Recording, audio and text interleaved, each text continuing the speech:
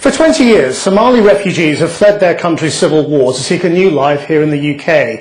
But settling has not been easy for everyone. Official figures show that Somalis have the worst record of any immigrant community for employment and education.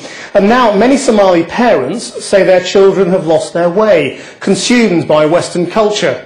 Their solution? Sending their supposedly wayward sons and daughters back to their former home, to relearn traditional values and respect. They're taking advantage of a period of stability in the semi-autonomous territory of Somaliland, where the capital, Hargeisa, is a far cry from the violence of Mogadishu. Somali journalist Jamal Osman has met the returnees as they struggle to negotiate a very traditional Islamic society. For tonight's special report, he found a very different reality to the cliches of jihadi indoctrination. Teenagers bringing their British street style and some swearing, be warned, to their new home. Of all the UK's communities, young Somalis perhaps face the biggest challenge.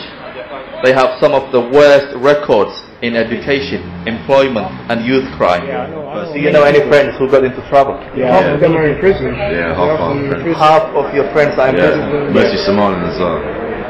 They find themselves alienated from traditional Somali culture, but not fitting into British society either. This country is just, when you get mixed with the wrong people, that's when it fails, in it. So I don't know many people that have succeeded in life, like got a job in that. Their parents are in despair. Hundreds of them have decided the best thing to do is to send their children back to Somalia. Abdi Ali is one of them. He was worried about his 20-year-old son Hassan hanging around with the wrong crowd. There were lots of youngsters around his age, some older. As they were growing up, they were getting into groups and even fighting each other. He was young and impressionable, so he could have gone in any direction. So I wanted him to experience Somalia. I wanted to find out what Hassan was learning over there, so I went to meet him. Africa's alright, blood. Africa's alright. Don't be thinking Africa's dead. This place is actually better than I thought it was going to be. Like everyone else thinks before they get here. Gaza, that's what I thought. You don't even need license to drive, bro. Anyway, so you do your thing here. Hassan has been out in Somaliland for nearly a year, and he's loving it. Freedom, wow. You got a lot of freedom here. You could be out late. No one's gonna worry about you, but in England, if you're out late, your mom's always thinking the worst case. He and his friends say what they appreciate most is the traditional culture. To the girls. Lighting, brandy, you get everything in it. I'd advise young people to come here, because young people do get in trouble. And here, if you get into trouble, it's easy for you to get out. It's a long way from where he grew up in Sheffield, and the gangs, drugs and crime. Hassan's main worry here is being overcharged as a tourist. Was he trying to rip me off? Before he tried to rip me off. His new home is Hargeisa. It's the capital of Somaliland, a peaceful region of Somalia. It feels far from the war in the south between the Islamists and the Western-backed troops. And Hassan feels a lot safer here than in the UK. It's like the civilians are police. So that's what makes you feel safe. If anything happens to you, you've always got help around. Local residents say more and more British youngsters are coming to Hargeisa. So many in fact that they even have a word for them, calin, which loosely translates the rehabilitation community. Hassan regularly meets up with some other members of the rehab community We live there, innit? to help each other adapt to the Somali way of life.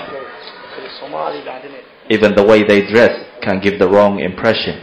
There's that thing where if you see a girl on road with a hijab, you're going to think she's a good girl, allow her. Right? Yeah. If you see a girl on road with her hair showing or some tight jeans, you automatically think, well, she's on it. Yeah, exactly. So it took me time to actually realize that, like, I'm not that kind of girl, but that's the image I'm giving without me realizing it. Yeah. But they are all loving their new status here. I'd say we were middle class there, but we're upper class here. No, we're not even middle class, family. Who had that there? Yeah. They have high class, middle class, then low class, then black class. Black African class. We're like the bottom down there, but here we're the top. The money their parents sent from the UK funds a more privileged lifestyle in Hargeisa. Privileged, upper class, but not yet accepted as part of society. Hassan tries to get his father to understand. So noqotid dad guuraha dhaqan cadeys ku xaga himada waxayna xaga himada oo ka raxana is it in that like piece taking way like taking the mic way like they're looking at you like how can you not know your culture like them kind of look. But are they wrong or right to say that? It's not wrong that they're saying it, but then again it's not our fault. It's because we don't live here. I'll take you to a spot where we play, chill, play pool, play basketball, gym. Take you there right now. Take you there right now. So we do it in English. This is what we do it in English. This is what we do it in English. You're not gonna. This center is run by Fatima Saeed, the unofficial chief of the rehabilitation clan. The youth love it. It's one of their best pastimes, and we're hoping to be able to hold the very first snooker tournament in Somaliland. She grew up in Cardiff and knows what it is like to arrive here from the UK. They can spot the child that comes from the UK or from Sweden or from abroad. It's just a body language thing. Fatima runs this center, giving them things to do, but more importantly, advice on dealing with the locals who are suspicious of them. It's just the stigma that's attached to it. This child, why is this child coming back? You know, he's coming back because he's done something. So the locals feel threatened by these? Threatened, how can I say, angry in a way. They feel jealous in another way, you know. I joined them as they went on day trips to help them get to know their motherland. Back in London, Layla loved fashion, acting and dancing, but her parents decided that was unacceptable for a Muslim girl and sent her out here. They are your parents. They always want what's best for you. But growing up in the Western world, I didn't see it like that. I was a rebel. I was the biggest rebel. I was like, alright, if I can't have it my way, you're not going to get your way. But I didn't realize I was only harming myself.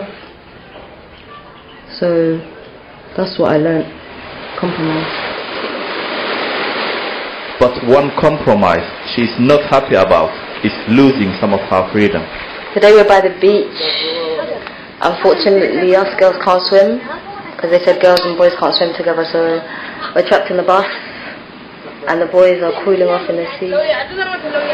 Sunny, that's all it is around here. And I'm being teased because I can see the water, but I'm not allowed in. In our culture, it's always like the men are in control. I grew up in a world where I've seen everybody's treated equal, fair. And then I came here and I was like, damn, it's not the same shit. I'm thinking, but why? What makes it worse for Layla is that local girls are allowed on the beach, but girls in the rehab community are not trusted to behave. We see other girls on the beach and we're not allowed. You think it's a personal attack, like, because you're from outside. A visit to the caves is a better experience for Layla. It's amazing to see our heritage and our culture. Like, not in a million years did I think there'd be paintings here from like thousands of years ago. Lasgar has some of the oldest cave paintings in Africa. Place looks alright. Old. Natural beauty. Natural beauty, yeah. It makes me appreciate, like, my culture. And this culture, which at first she didn't want to know, has given her a new direction in life. There's some kids in the neighborhood that, for example, the parents don't have enough money to take them to school. I thought to myself, stop listening to Rihanna and, you know, doing useless things in the house. I thought to myself, get those children, bring them to the house, print stuff out from the internet, start teaching them the alphabet, numbers, greetings, things like that. You know, give them a better chance at life. After seeing a neighbor being beaten by her husband, she's also started counseling women. How many women do you see every week? Initially we started with 9. The second meeting, 17 women turned up. So I think it's going to grow. I would like to see Somaliland a bit like more like Britain, you know. I know it won't be like Britain, but I'm talking about in terms of fairness, women being equal, things like that. As part of their learning, they are traveling to the countryside to experience life as a nomad, like their parents did. They are taught the traditional dancing.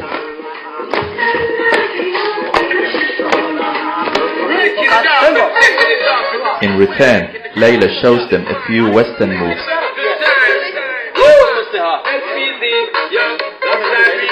Many Somali youngsters in the UK are caught between two different cultures. Not feeling British, but not Somali either. I can't count these, man. Coming to Somaliland, they at least understand where they came from. All I can hear is, all I can feel his heart beating like nothing. That gives them confidence and a sense of place. If you take a kid from here now and you take him to school there, that guy will work his ass off. Me looking at this right now makes me appreciate my life. It makes me appreciate the fact that I got there. It makes me appreciate my parents, and it makes me understand them a lot more.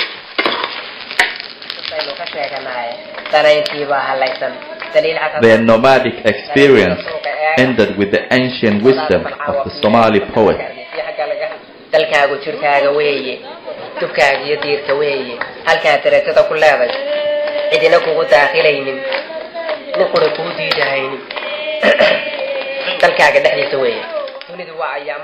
Layla hopes to come back to the UK soon. She really wants to go to university. Hassan says for now, Britain has nothing to offer him. He has no plans to return. Jamal Osman with tonight's special report. And if you want to talk to him about it, you can reach him on Twitter at Jamal M. Osman.